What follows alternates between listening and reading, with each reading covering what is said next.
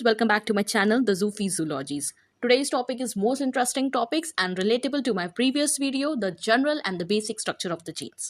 इस वीडियो में हम लोग जानेंगे कि प्रोकैरियोटिक जीन्स और यूकैरियोटिक जीन्स के बेसिक स्ट्रक्चर क्या होते हैं और इनमें डिफरेंस कैसा होता है।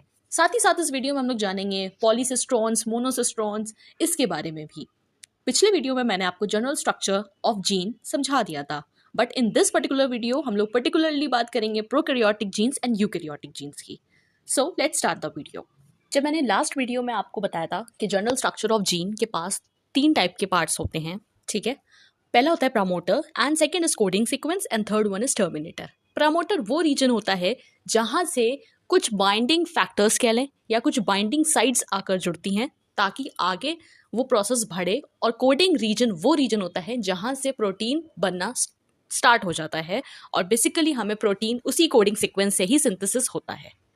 लास्ट वन इज टर्मिनेटर, जहाँ पे प्रोटीन का मेकअप या सिंथेसाइज्ड होना रुक जाता है, प्रोटीन का बनना रुक जाता है, that is known as the termination region. So कोई भी बेसिक स्ट्रक्चर ऑफ जीन के पास यही 3 पार्ट्स इंपॉर्टेंट होते हैं, ठीक है। अब हम बात करें अगर प्रोकैरियोटिक जीन्स की, तो इस प्रोकैरियोटिक जीन के पास भी promoter, coding sequence and termination होता है। सेकेंड पॉइंट की अगर बात करें तो यहाँ से क्लियर हो जाएगा कि प्रोकैरियोटिक जीन्स क्या होते हैं। इन prokaryotic gene a single promoter control the activity of many genes and they are stopped or terminated by single terminator. Prokaryotic gene के पास सिर्फ और सिर्फ सिंगल प्रमोटर होता है। ओके, ये हमने पहले जनरल स्ट्रक्चर ऑफ जीन्स में भी पढ़ा था।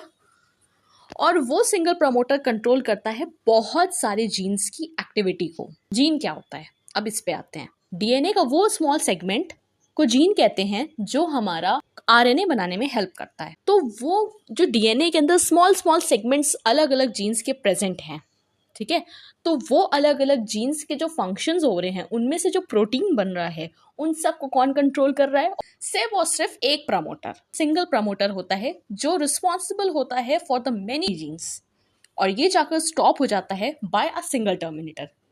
कि जब सिंगल प्रमोटर और सिंगल टर्मिनेशन कंट्रोल कर रहा है बहुत सारे जीन्स की एक्टिविटी को, ठीक है, तो वो बहुत सारे जीन्स की एक्टिविटी को कंट्रोल करने को कह रहे हैं हम लोग यहाँ पे पॉलीसिस्टोनिक जीन, ठीक है।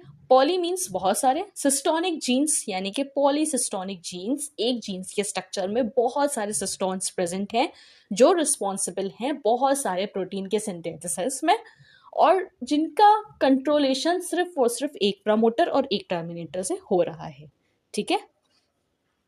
अब हम आपको एक बात बहुत जनरल और बेसिक बता दें कि जब डीएनए से आरएनए बनता है तो इसको ट्रांसलेशन बोलते हैं, और जब आरएनए से प्रोटीन बन रहा होता है तो उसको ट्रांसलेशन बोलते हैं। बट जो डीएनए से आरएनए बन रहा है वो आरएनए एमआरएनए होना चाहिए, क्योंकि ना ही टीआरएनए और ना ही आरआरएनए रिस्पॉन्सिबल होते हैं प्रोटीन के सिंथेसिस के लिए। प्रोटीन सिर्फ और सिर्फ एमआरएनए बनाता है। इसी वजह से यहाँ पे लिखा हुआ है कि जो हमारा एमआरएनए है ये बन रहा है, ठीक है। जब ये बनेगा तो इसकी वजह से बहुत सारे प्रोटीन बनेंगे, ठीक है। So this mRNA is responsible for giving us too many proteins. अब हम आपको एक बेसिक स्ट्रक्चर बता दें। जैसे कि मैंने आपको बताया था कि एक जीन के स्ट्रक्चर के अंदर एक्सट्रॉन्स होते हैं और इंट्रॉन्स होते हैं। जो एक्सॉन्स होते हैं वही रिस्पॉन्सिबल होते हैं प्रोटीन के मेकओवर उसको बनाने के लिए, और इंट्रॉन्स क्या होते हैं, वो डेड होते हैं, वो प्रोटीन के सिंथेसिस में कोई भी रोल प्ले नहीं करते हैं। लेकिन प्रोकैरियोटिक जीन्स के केस में क्या होता है कि इंट्रॉन्स प्रेजेंट ही नहीं होते हैं, सिर्फ और सिर्फ एक्सॉन्स प्रेजेंट होते हैं, ठीक है। तो इस वजह से इसके अंदर स्लाइसिंग नहीं हो सकती है, और इसी वजह से बहुत सारे प्रोटीन्स भी हमको मिलकर तैयार हो जाते हैं। इतना आपको समझ में आ गया।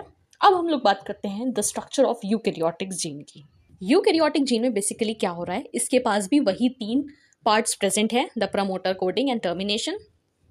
सेकेंड वाले पॉइंट पे आते हैं। जैसे कि उसके सेकेंड पॉइंट में मैंने बताया था कि क्लियर हो जाएंगी चीज़ें, वैसे ही इसका सेकेंड पॉइंट है, दोनों को रिलेट करके देखेंगे, आराम से समझ में आ जाएंगी चीज़ें। इसका सेकेंड पॉइंट कह रहा है कि तो जो यूकैरियोटिक जीन्स होते हैं इनके पास सिंगल प्रमोटर होता है जो कंट्रोल करता है activity of only one gene. Eukaryotic gene में जो सिंगल प्रमोटर होता है वो प्रोकैरियोटिक की तरह बहुत सारे जीन्स की एक्टिविटी को कंट्रोल नहीं कर रहा होता है, वो सिर्फ और सिर्फ एक ही जीन की एक्टिविटी को कंट्रोल कर रहा होता है। इट मीन्स प्रोकैरियोटिक में एक ही प्रमोटर था, एक ही टर्मिनेटर था, जो बहुत सारे जीन्स के फंक्शंस को संभाल रहे थे ताकि वो लोग प्रोटीन बनाए। लेकिन यूकैरियोटिक के केस में ऑपोजिट है, एक ही प्रमोटर है, एक ही टर्मिनेटर है, लेकिन वो क्या कर रहे हैं, सिर्फ और सिर्फ एक ही की जिम्मेदारी ले रहे हैं कि भाई मैं एक ही जीन्स के फंक्शंस को देखूंगा, बाकी सारे जीन्स के फंक्शंस को मैं नहीं देखूंगा। ओके, सो ये था एक big difference in prokaryotes and eukaryotic genes. Third पर आते हैं, जब सिंगल प्रमोटर और टर्मिनेटर कंट्रोल कर रहा है सिर्फ और सिर्फ एक ही जीन्स की जिम्मेदारी ले रहा है, तो इस जीन को हम लोग क्या बोलेंगे, मोनोसिस्टोनिक जीन। इस तरीके से थर्ड पॉइंट से आपको पॉलीसिस्टोनिक और मोनोसिस्टोनिक के बीच का भी डिफरेंस मालूम चल गया। Is that clear? और मोनो मतलब एक, सिस्टोनिक यानी कि वो जो एक प्रोटीन निकाले, ठीक है। सो थर्ड पॉइंट से क्लियर हो गया कि यूकैरियोट में मोनोसिस्टोनिक जीन्स हो रहे हैं। क्यों? क्योंकि एक प्रमोटर और एक टर्मिनेटर सिर्फ और सिर्फ एक ही जीन्स की जिम्मेदारी ले रहा है, ना कि प्रोकैरियोटिक की तरह और बहुत सारे जीन्स की रिस्पॉन्सिबिलिटी ले रहा है। अब जब मोनोसिस्टोनिक जीन है तो वो क्या करेगा, एमआरएनए बना रहा है, एमआरएनए बन रहा है, जिसकी वजह से क्या हो रहा है, सिर्फ और सिर्फ एक प्रोटीन बन रहा है। Alright, eukaryotic genes have introns. अब मैंने आपको बताया था एक जीन के अंदर इंट्रॉन एक्सट्रॉन्स दोनों प्रेजेंट होते हैं, बट प्रोकैरियोट्स में सिर्फ एक्सॉन्स होते हैं, तो बहुत सारे प्रोटीन्स बना देते हैं और वहाँ पे स्लाइसिंग की भी जरूरत नहीं पड़ती है। लेकिन यहाँ यूकैरियोट्स में इंट्रॉन्स भी प्रेजेंट है एक्सॉन्स के साथ, तो इस वजह से उन इंट्रॉन्स को हटाने के लिए हमें स्लाइसिंग का प्रोसेस करना पड़ेगा, इसलिए यहाँ पर स्लाइसिंग होएगी। आई होप सो आपको ये बहुत अच्छे से समझ में आ गया होगा। अब मैं आपको एक डायग्राम दिखाती हूँ जिससे कि आपकी ये बेसिक चीज़ें जो मैंने अभी आपको एक्सप्लेन करी हैं थियोरेटिकल वे में, वो डायग्रामेटिक रिप्रेजेंटेशन के थ्रू और भी क्लियर हो जाए।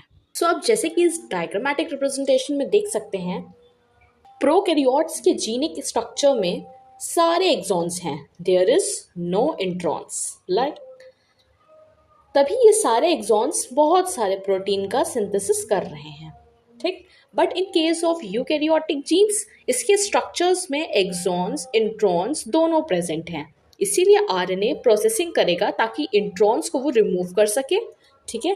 उसके बाद आप यहाँ पे देख सकते हो, जब इंट्रॉन्स रिमूव हो जाएंगे तो ये जीनिक स्ट्रक्चर है यूकैरियोट्स का, जो सिंथेसाइज करेगा ओनली वन प्रोटीन को। आई होप सो आपको मेरा ये वीडियो बहुत पसंद आया होगा। प्लीज़ इसे लाइक करिए, शेयर करिए एंड सब्सक्राइब करना बिल्कुल मत भूलिए। Bye bye.